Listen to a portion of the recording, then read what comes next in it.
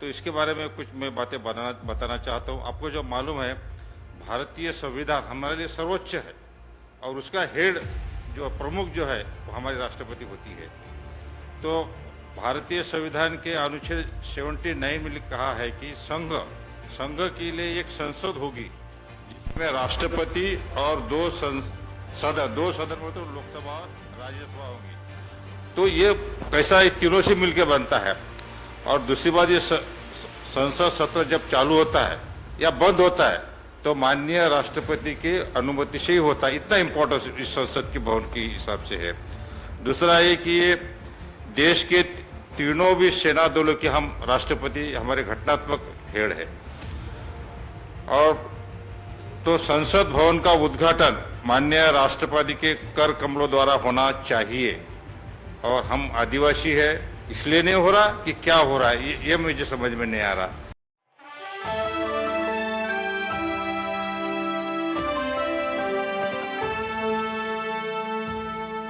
आदिवासी और महिलाओं की मसीहा कही जाने वाली राष्ट्रपति द्रौपदी मुर्मू चर्चाओं का विषय फिर से बन चुकी हैं। ये कहा जा रहा है कि राष्ट्रपति द्रौपदी मुर्मू आदिवासी समुदाय से बिलोंग करती हैं।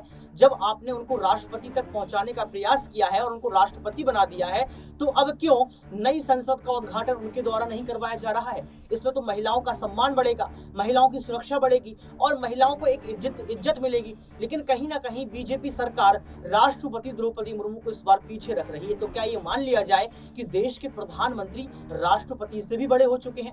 नमस्कार, आपके साथ मैं हूं ऋतिक सविता। स्वागत है आपका नेक्स्ट 9 न्यूज पॉलिटिकल बाइट में। दर्शकों, आपको बता दें कि 19 विपक्ष की पार्टियों ने विरोध कर दिया और ये कह दिया कि यहां पर राष्ट्रपति द्रौपदी मुर्मू को ही उद्घाटन करना चाहिए, नहीं तो हम भी शामिल नहीं होंगे। आखिर क्या कुछ कहते हैं कांग्रेस के बड़े नेता, आप खुद ही सुनिए। तो इसके बारे में कुछ मैं बातें बताना चाहता हूँ। आपको जो मालूम है, भारतीय संविधान हमारे लिए सर्वोच्च है और उसका हेड जो प्रमुख जो है वो हमारी राष्ट्रपति होती है। तो भारतीय संविधान के अनुच्छेद 79 में कहा है कि संघ के लिए एक संसद होगी जिसमें राष्ट्रपति और दो सदन में तो लोकसभा और राज्यसभा होंगी। तो ये कैसा ये तीनों से मिलकर बनता है। और दूसरी बात, ये संसद सत्र जब चालू होता है या बंद होता है तो माननीय राष्ट्रपति के अनुमति से ही होता है। इतना इम्पोर्टेंस इस संसद के भवन के हिसाब से है। दूसरा ये कि ये देश के तीनों भी सेना दलों के हम राष्ट्रपति हमारे घटनात्मक हेड है। और तो संसद भवन का उद्घाटन माननीय राष्ट्रपति के कर कमलों द्वारा होना चाहिए। और हम आदिवासी है इसलिए नहीं हो रहा कि क्या हो रहा है, ये मुझे समझ में नहीं आ रहा। तो इतना होने के बावजूद उनके हाथ में न होते हुए ये माननीय पंतप्रधान के हाथ से हो रहा है, ये बहुत दुर्भाग्यपूर्ण बात है। पहले माननीय ऐसा भी हुआ था, रामनाथ कोविंद साहब जो हमारे राष्ट्रपति दिसंबर 2020 में जब ये उसका भूमि पूजन इसी संसद भवन का भूमि पूजन जब हुआ था, तो उस टाइम पर दिसंबर 2020 में उस टाइम पर रामनाथ कोविंद जी हमारे राष्ट्रपति थे, उनको भी भूमि पूजन के लिए बुलाया था। तो दोनों टाइम पर पंतप्रधान माननीय मोदी जी थे, यही केंद्र शासन था। तो इनकी नीयत बैकवर्ड क्लास के खिलाफ है, बैकवर्ड क्लास को अपमानित करने की है, ऐसा मुझे हम लगता है।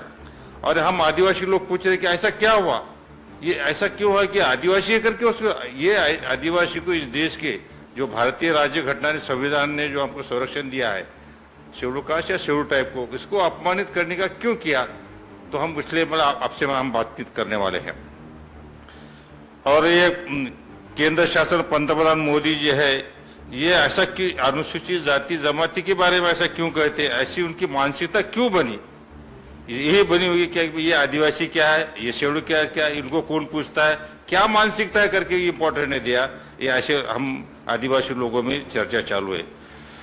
दूसरा ऐसा है कि सबसे इंपॉर्टेंट बात मैं देख रहा हूं, मेरा राजकारण के बहुत बड़ा नहीं, देश के 20 समान विचारधारा वाले विपक्ष, 20 कम नहीं, कल तो 18 थे, आज 20 हो गए।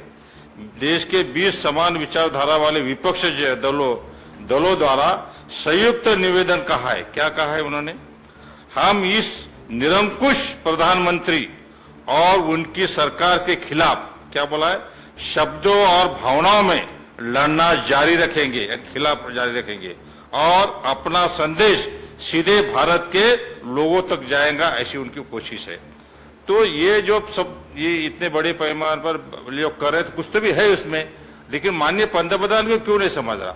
अच्छा, इतनी चर्चा है, हम कार्यकर्ता आदिवासी के, हम सोचते हैं कि भाई देश के आदिवासी सोच रहे कि माननीय पंतप्रधान इस बोल रहे क्यों नहीं, कानून बोलो उन्हें कि हम ये कानूनन है, हम चाहे कुछ भी कर सकते, कुछ तो बोलना चाहिए ना।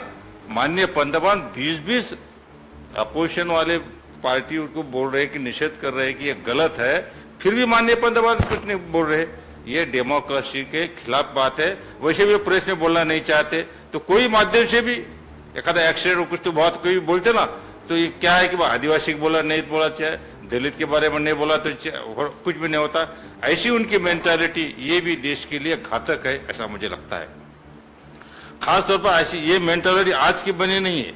आदिवासी के बारे में तो मैं बताता हूँ, फॉरेस्ट राइट एक्ट 2006, जब मनमोहन सिंह साहब पंतप्रधान थे, मैडम सोनिया गांधी जी खास करके बात है, ये ऐसा एक्ट है। अब देखो सारे देश में जहां भी फॉरेस्ट है वहां आदिवासी है, और जो फॉरेस्ट आदिवासी ने लगाया और जतन भी 90-95% आदिवासी जतन करे। आज देश में जो फॉरेस्ट है, हम कितनी तकलीफ में रहते हैं कि जंगलों में क्या रहता है, शेर रहता, सब जब बातें होने के बाद वहां है। तो ये उसके लिए कानून बनाया कि भाई जिन्होंने भी अतिक्रमण किया उसको रेगुलर करने का कानून बनाया, 2006 में बनाया, उसकी अमलवारी की। लेकिन यहाँ जहां जहां बीजेपी के सरकारें हैं वहां इसकी अमलवारी नहीं हो रही है, और जहां बाकी अपोजिशन सरकार है वहां ठीक तरह से हो रही है कुछ जगह। लेकिन ये जहां जहां भी बीजेपी है, ये जानबूझ के करते, मालूम नहीं, ये आदिवासी के बारे में कानून तो कुछ अच्छा करते ही नहीं, जो पूरे कानून के उसकी अमलवारी नहीं करते, ये बहुत निषेध वाली बात है।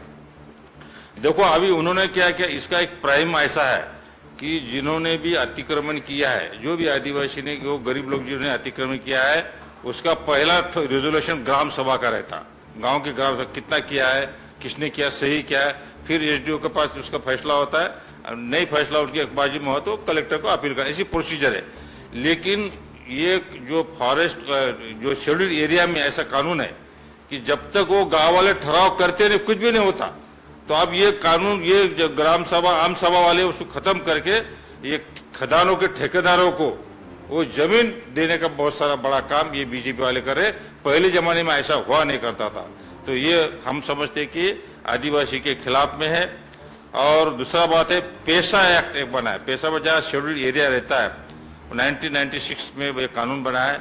इस कानून के अंदर आदिवासियों को खास अधिकार दिए हुए, तो इसके भी ये जहाँ जहाँ भी इनके स्टेट है, बीजेपी की जहाँ स्टेट है, इनकी अमलवारी हो रही नहीं। तो ये जो बातें हैं, इसका लगता है कि ये सिर्फ ये संसद भवन के उद्घाटन का नहीं, वैसे भी आदिवासियों को वो हिसाब में हम पकड़ते, उसको इम्पोर्टेंस देते नहीं। लेकिन सबसे सीरियस बात है, माननीय राहुल जी ने भी अभी ये बिरसा मुंडा हम भगवान मानते हैं पूरे देश के, जितने भी 6000 जाति हमारी, बिरसा मुंडा को हम भगवान मानते हैं। जहाँ भी पुतल है भगवान बिरसा मुंडा की, पूरे गांव में हम बिरसा मुंडा का मानते हैं। तो राहुल जी की जब पदयात्रा चल रही थी तो वो ऐसा किसी को कार्यक्रम नहीं देते। 74वां दिन, जब जिस दिन बिरसा मुंडा की जयंती, उन्होंने हमको कार्यक्रम दिया। एक अकेला कार्यक्रम ऐसा था कि जो हमारे लिए दिया, बाकी वो कोई कार्यक्रम नहीं, उनका जो डिसाइड कार्यक्रम वही हुआ करता था। तो हमने एक सवाल पूछा था उनको कि भाई ये बाकी कोई पक्ष वाले या कोई पंथ वाले हमको वनवासी नहीं बोलते, ये गिरिजन हमको बोलते नहीं, लेकिन ये बीजेपी वाले हमको वनवासी बोलते, नहीं तो गिरिजन बोलते। आपको मालूम वनवासी बोलते क्या, राम को वनवास हुआ था, तो यानी पनिशमेंट है। तो हम ऑल इंडिया के कई संगठनों ने बोला कि भाई ये शब्द मत यूज करो, क्योंकि ये क्या करते, वनवासी आश्रम, वनवासी कल्याण आश्रम या वनवासी स्कूल, ये सिर्फ बीजेपी वाले करते, आरएसएस बीजेपी वाले करते। तो हम बोलते ऐसा क्या है, हमको गाली देने में तुम क्या खुशी है। तो राहुल जी ने बोला था ये बिल्कुल गलत है। हम जब सारे ऑर्गेनाइजेशन, कोई अपवाद नहीं इसको, सारे बोलते निकालो, तुम ही यूज करते, बाकी कोई बीजेपी से नहीं करते। लेकिन ये जानबूझकर करते, ऐसा हमको लगता है। इतना बोलने के बाद भी किसी 100, 200, 400, 500 संस्था होंगी उनकी, उसके नाम पर निकाल सकते ना। कल चल के कानून तो नहीं निकालेंगे क्या, जैसे पहले हरिजन शब्द था उसको कानून बंद कर देना, तो नहीं करते। क्यों कि उनको आदिवासी की आवाज ही नहीं समझते, आदिवासी का दुख दर्द भी नहीं, आदिवासी को गाली लगती वो भी नहीं समझता। तो ये सब बातें कर रहे। और हमारा ये भी सवाल है कि माननीय पंतप्रधान इतने लोग आवाज उठा रहे तो ये क्यों नहीं उसका जवाब दे रहे कि तुम्हारा गलत है, आदिवासी तुम्हारा गलत है, तुम्हारे दलित तुम्हारा गलत है, हमारा सही, ऐसे क्यों नहीं बोलते? नहीं तो वो उसके प्रेस वाले को बोलने को बनाता नहीं, उनको कभी प्रेस के सामने नहीं जाते हो तो उनके हाथ में है ना 10, उनको बोलने का, लेकिन बोलते नहीं।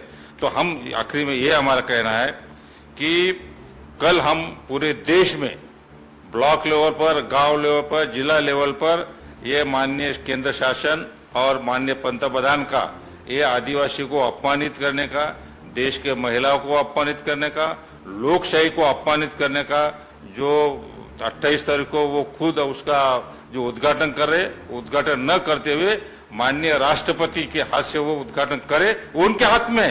कोई उसके क्या कोई घटनात्मक कोई बात थोड़ी रहती, वो बोल सकते कि मैं ये करूंगा, ये इतना बड़ापन दिखाएंगे क्या, मुझे मालूम नहीं दिखाएंगे नहीं। लेकिन सारे 20 जो विपक्षी पार्टियां उनको लगता है कि अभी भी टाइम नहीं गया है, अभी में माननीय पंतप्रधान अपना विचार बदल के उनके हाथ से कर, क्योंकि वो मेंबर करके नहीं बुला सकते तुम।